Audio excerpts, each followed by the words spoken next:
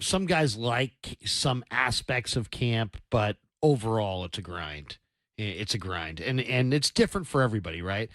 For the guy who's got no guarantees, every day is Super Bowl Sunday, and you better do it today because tomorrow's promised to nobody. As Izzy Abanikanda found out today, because yesterday he's looking good on the practice field, and today he's got to make room for Quintez Cephus. So, it's the nature of the beast. And yet other guys who have guarantees, I mean, they're just trying to not get hurt and shake off the rust and kind of fine tune and get ready for Lumen Field and the Seahawks in week 1.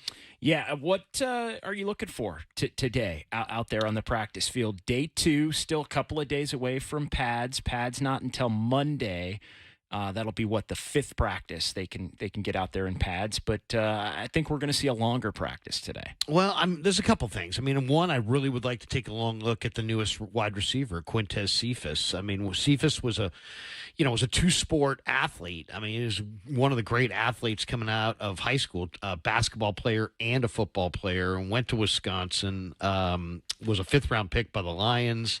Didn't run for the stopwatch. I mean, this guy ran 4.73, but he's very, very quick. He had a 1.59 10-yard split, but he's a great jumper. He's a vertical receiver as far as he can get up. He can make plays on the ball in the air, 38.5-inch vertical. So he's a big leaper, very strong receiver, 23 reps of 225 pounds.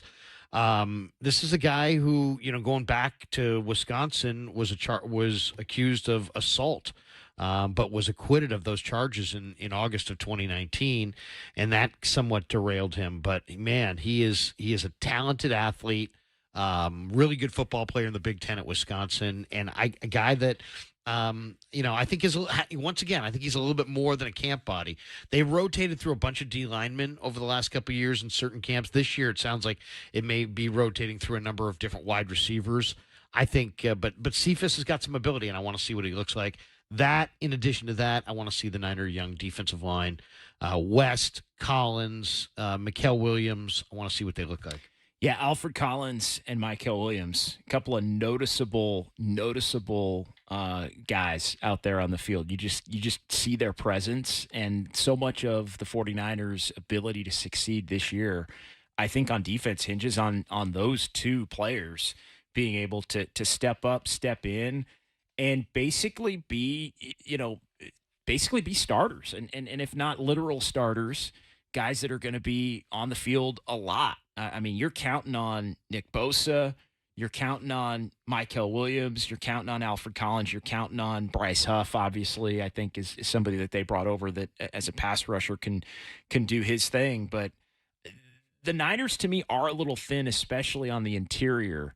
And so I think, Collins' ability to step up and step in there, and then maybe Mykel Williams' ability to slide inside on, pass rush situations, I think is something to watch for. Maybe not today, but moving forward here as they prepare for the season. To me, if there was one thing that we saw yesterday, and we got a little glimpse of that potentially could be very exciting, is the Niners NASCAR package, as JD kind of referenced, where you have Bosa and Bryce Huff off the edges, and that might be the best speed guy they've had opposite Bosa since D Ford. Definitely. And then you've got Kalia Davis, who's a really good penetrating one-gap pass rusher, and Mykel Williams.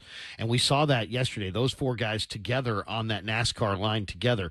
Williams and Davis inside, Huff and Bosa outside. That potentially could be really prolific. I think we're going to see that. That's going to be something in the regular season, to be sure. And I go back to draft night, and be it here at Levi's with Greg Papa, and we did the show. Todd Husak was a part of that, and we had Kyle and John on. We're right there next to the draft room, and I mean, Kyle just lit up when I asked him about the importance of flexibility in Mykel Williams' game, and the ability to play outside, but also slide inside. And it just they love guys like that, and they really, Eric Armstead was somebody that could kind of be that kind of a guy as well. And so I just think he lit up talking about Mykel Williams' ability to just do multiple things that makes him difficult to defend. The draft is full of all kinds of prospects and all different kinds of, caliber of athletes. But that's the advantage of taking some of the Georgia guys and some of the, they get a lot of 5 stars. They get a lot of these premier athletes, and some bust.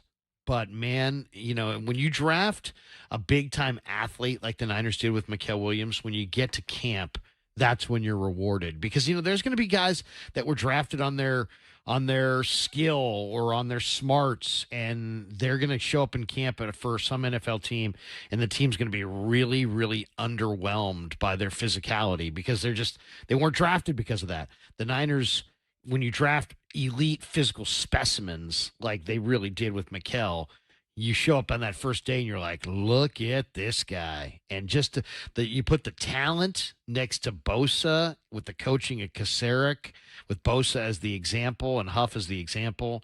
It's exciting. I mean, he's raw. It's going to take some time, but there's a lot of Trayvon Walker, who was the first pick in the draft by Jacksonville.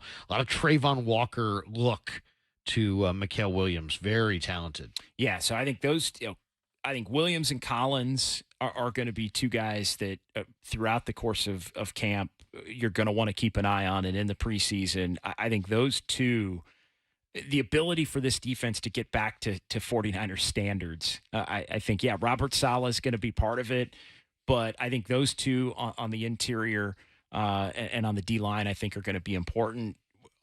Again, how do things take shape? D. Winters had a very nice practice yesterday. I know you've been higher on him than I have been in the past, but he seemingly is getting that first opportunity next to Fred Warner as an incumbent. Whoever can step into that particular position, I think is going to be huge. And then the other thing, what are they going to do at the safety spots? Because Malik Mustafa is not coming back until probably close to the middle of the season. I think they like their corners, although maybe they could look to add one at some point down the line. Safety feels like the most incomplete and wide open spot on the entire roster. Very fluid. Jason Pinnock and Richie Grant were brought in, and they really like Marquise Siegel. But then, of course, there's Malik Mustafa, there's Jair Brown. They cut George Odom. So, safety's a very, very competitive spot for the 49ers. And there's a lot of unknown there. Who's going to start? Who's going to wind up being the starter?